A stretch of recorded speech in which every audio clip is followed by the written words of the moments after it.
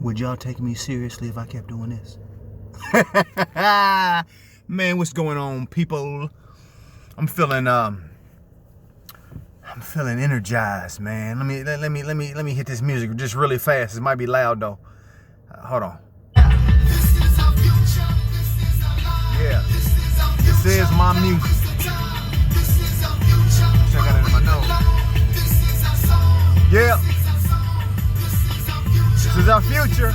This is our life. Now is the time.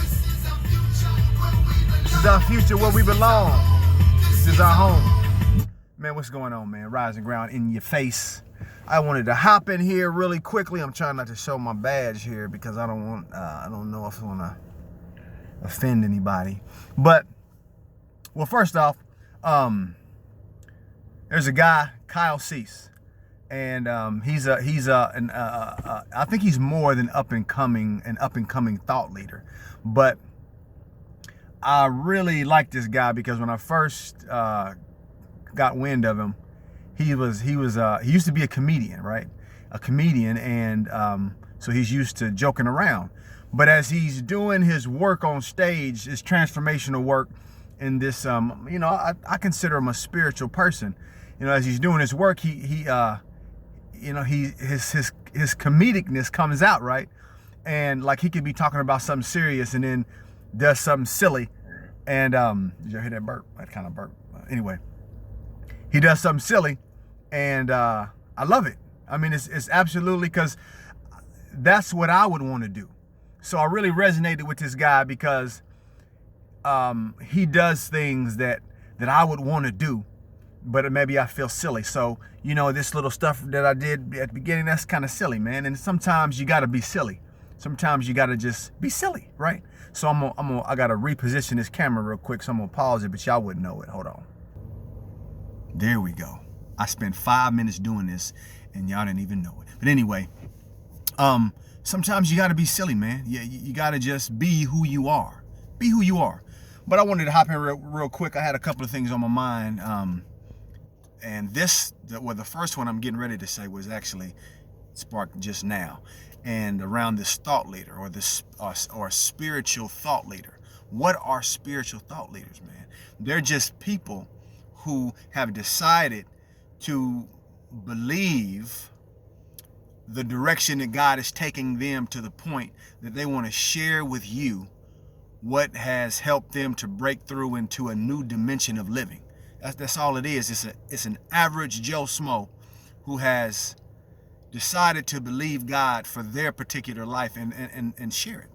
So what you're getting now is a person who is deciding, I'm deciding to share with you some things that's been on my mind as a thought leader, as a spiritual thought leader, to the point that I'm unapologetic about it. Now, I used to be a little fearful because of, and I'm sure we all have, because of the backlash that interpretation provides for people, man. So, you know, you gotta get out of it, man. I get the interpretation. I get you hearing something and you thinking something else is being said, but you got to get to the point where you allow divine guidance. You allow God to give you the truth about what's been spoken.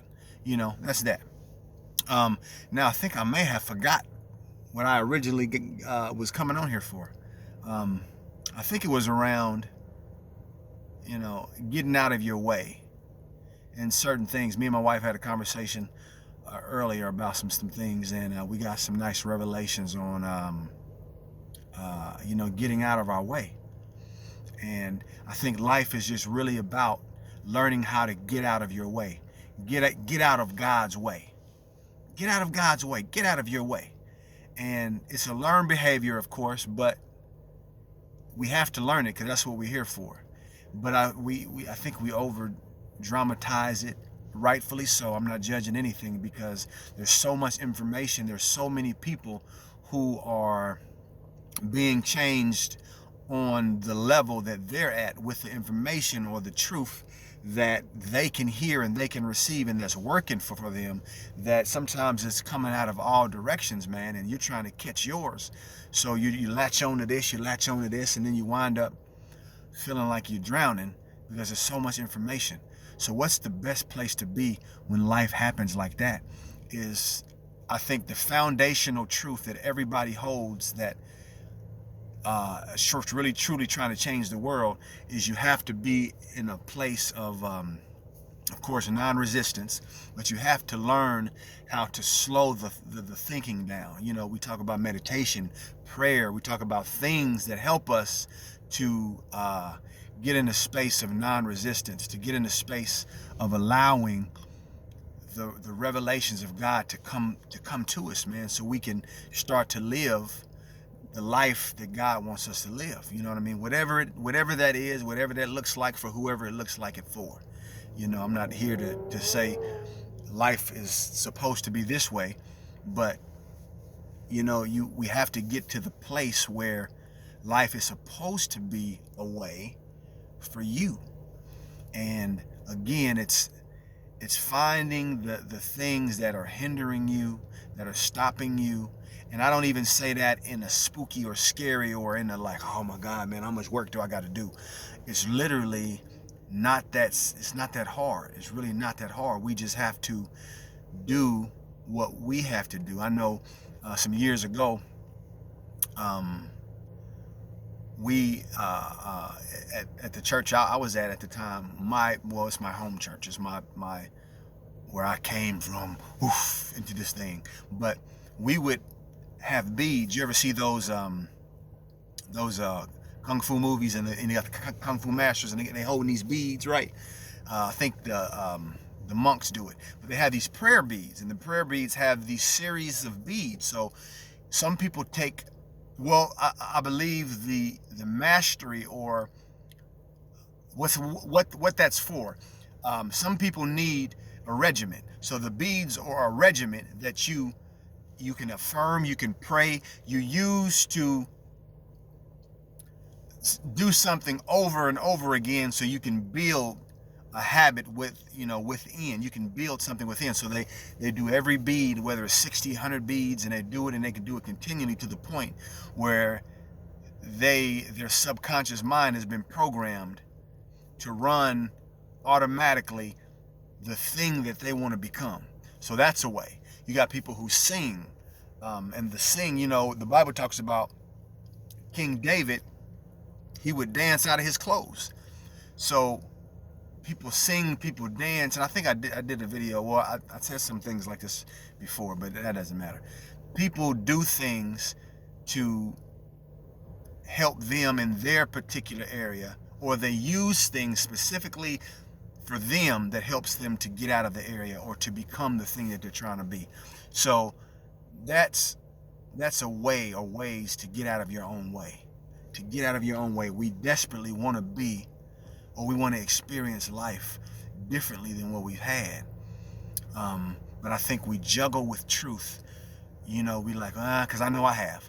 I've heard things and they felt right, but there was something else tugging me over here that I was like, no, I don't want to believe it, or I don't want to do it yet because there was I don't know, but maybe there was something in me that felt uncomfortable or lazy or whatever it was.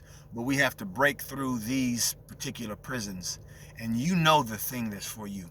You know, whether if it's singing, if it's walking, if it's being in nature, if it's shopping, if it's dancing, if it's I think prayer and affirmations are there's something that can be used even for a person that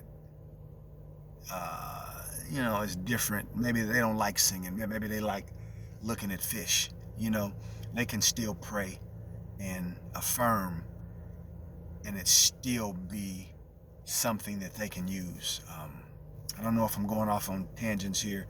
I just wanted to stop in here, man, and tell somebody something good. Tell somebody something that is working, it's beneficial, and you know who you are. If it's for you, you know it. If it's not for you, you know it. And that's it, I guess. If I got something else, I will be sure to stop by again. Ooh, I'm gonna do this again because I feel it.